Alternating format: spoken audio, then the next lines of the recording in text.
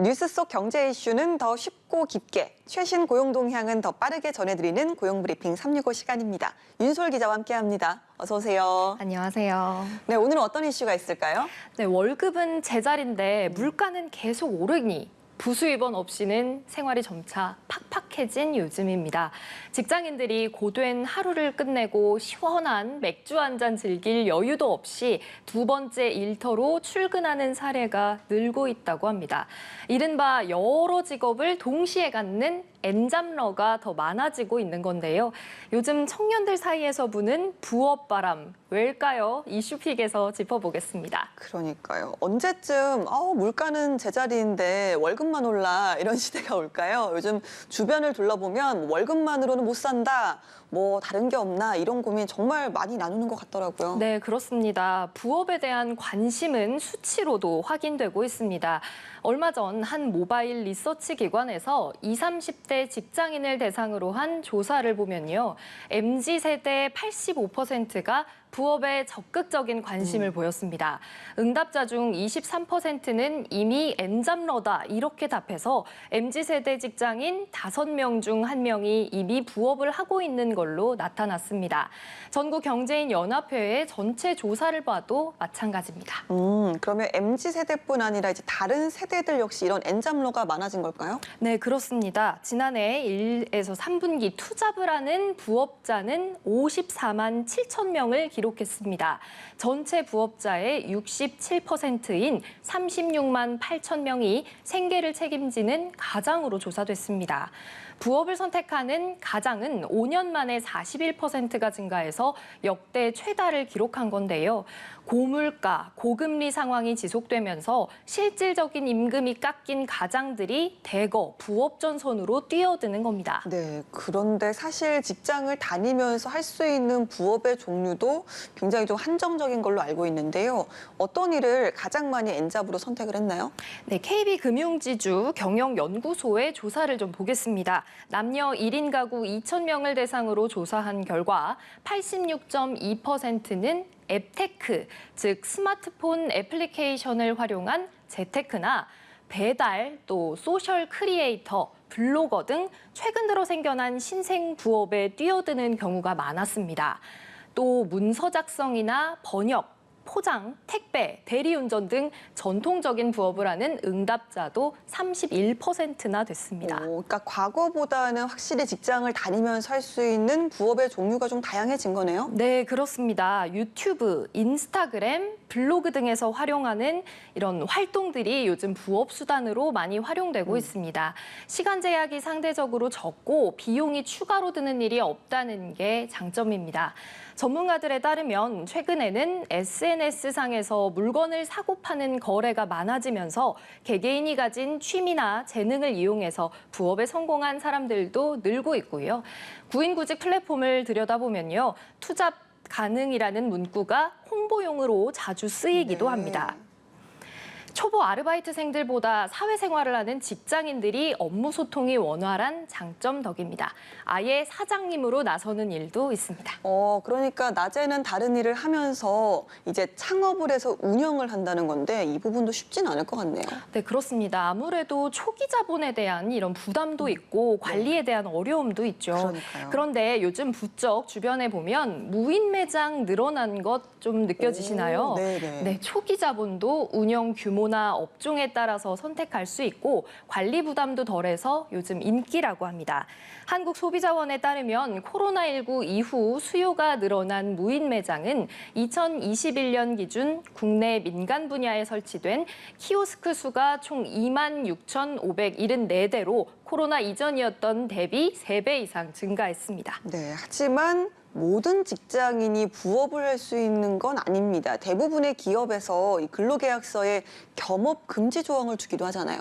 네, 그렇습니다. 근로자가 겸업으로 인해서 회사 이익에 지장을 초래하는 일을 방지하기 위해서입니다. 네.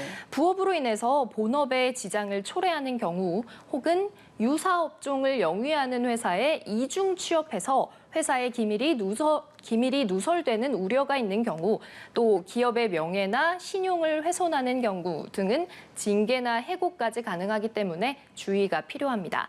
특히나 공무원들의 경우는 N잡을 선택할 때 더 주의해야 합니다. 국가공무원법 제64조에 따르면요.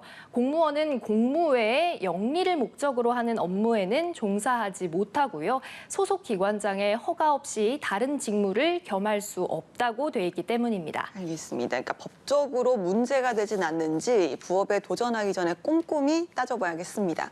자, 겸업 금지는 아니지만 회사에 알리고 싶어 하지 않는 분들도 많은데요. 의도치 않게 알려지는 경우도 있다면서요. 네, 그렇습니다. N잡러로 일하면 소득이 생길 수 있잖아요. 소득이 발생하면 이제 별도의 소득 신고가 필요한데요. 네. 이때 사업 소득으로 매출이 발생할 경우 금액에 관계없이 신고할 의무가 있습니다. N잡러의 경우는 회사 월급 외의 소득이 별도로 회사에 통지되진 않지만 만약에 부업이 4대 보험에 가입돼 있다면 얘기가 좀 달라집니다.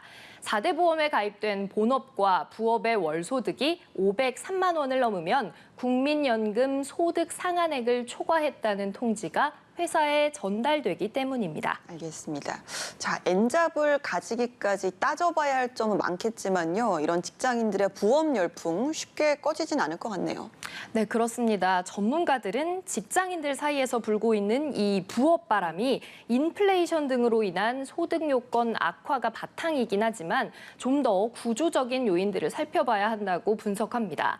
노동 생산성 저하, 다양하고 유연한 소득 활동에 대한 젊은 층의 욕구 증가, 또 이직과 전직의 목적 등이 더 크다고 보는 겁니다. 그런 만큼 이젠 과거처럼 꼭 한 회사에서 일해야만 하는 평생 직장 개념과 구조가 아니라 점차 겸업이 허용될 수밖에 없는 방향으로 나아갈 거라는 전망이 우세합니다. 네, 알겠습니다. 자, 오늘의 한컷 이슈 어떤 소식 준비하셨나요? 네, 코로나19를 지나온 지난 3, 4년 사이 자영업 업종에도 큰 변화가 잇따랐습니다. 요즘 한 집 건너 한 집이 카페란 말이 나올 정도로 맞아요. 카페가 아주 많아졌죠. 코로나19 시국을 거치면서 카페 못지않게 늘어난 게 또 있습니다. 바로 통신 판매업인데요. 국세청의 분석에 따르면 최근 5년 사이 100대 생활업종 가운데 인터넷으로 상품을 판매하는 통신 판매업 등록업체가 가장 많이 늘었습니다. 2018년 말 21만 8천여 곳에서 작년 말 54만 3천여 곳으로 148% 급증한 겁니다. 그동안 기술과 자본이 적게 드는 한식 전문점에 가장 많은 자영업자가 뛰어들었지만 코로나19 이후 1위가 바뀐 겁니다. 자, 그러면 코로나19 이후에 이렇게 통신 판매업이 폭발적으로 늘어난 이유는 뭐가 있을까요? 네, 코로나19 이후에 쇼핑 문화 역시 비대면 온라인으로 바뀌었기 때문입니다. 또 통신 판매업은 청년층 창업이 상대적으로 쉬워서 40세 미만 사업자 비중이 전체의 55.4%를 차지했습니다. 통신 판매업 다음으로 증가율이 높은 건 펜션과 게스트하우스였습니다. 코로나19로 해외를 갈 수 없게 되면서 국내 여행 수요 증가와 독채 펜션 등을 선호하는 소비 성향에 따라서 이 펜션과 게스트하우스가 2018년 대비 115.2% 증가한 겁니다. 3위는 창업 진입 장벽이 낮은 영양 등으로 커피 음료점이 80% 증가했습니다. 그렇군요. 자, 이렇게 통신 판매업이나 펜션 사업, 또 카페 창업이 많아진 대신에 감소한 업종도 있을 겁니다. 어떤 것들이 있을까요? 네, 당연히 감소한 업종들도 있겠죠. 코로나19 이후에 회식 문화가 달라졌고 집에서 혼술을 즐기는 이들이 늘어나면서 간이주점과 호프 전문점 등은 빠르게 감소하고 있는 걸로 나타났습니다.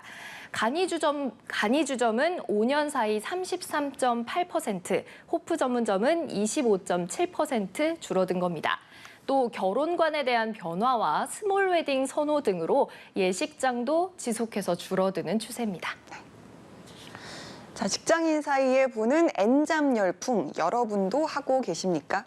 본업과 부업 사이의 균형을 잘 유지하면서 윈윈이 되는 부업 생활이 되길 바랍니다. 오늘도 윤솔 기자와 함께했습니다. 고맙습니다. 지금까지 고용브리핑 365였습니다.